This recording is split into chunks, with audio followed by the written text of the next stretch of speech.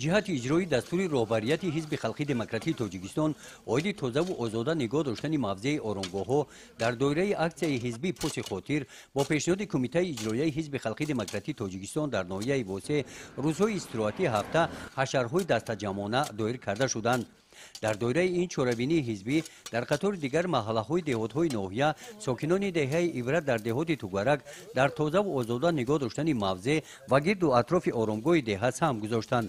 ин деҳа дар доманаи кӯҳи намаки хоҷамумин воқеъ буда аз ин роҳ ҳама рӯза сайёҳону меҳмонон гузашта аз табиати рангини ин гӯшаи тоҷикистон ҳаловат мебаранд. инҷо мутобиқ ба иқлим сокинони маҳалла дарахтони синҷид шинониданд.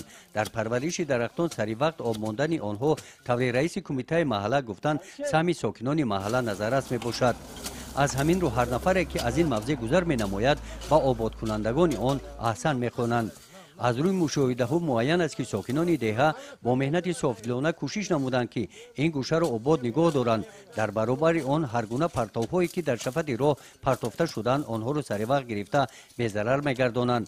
бо дастгирии ҳашарчиён як рӯз пеш шафати ин роҳи мошингузар аз деҳаи ибрат то деҳаи хоҷамумин аз селпораҳо тоза карда шуданд. гузориши хоҷа назриф худойназар зуҳуров аз ноҳияи восеъ барои барномаи иттилоотии навид.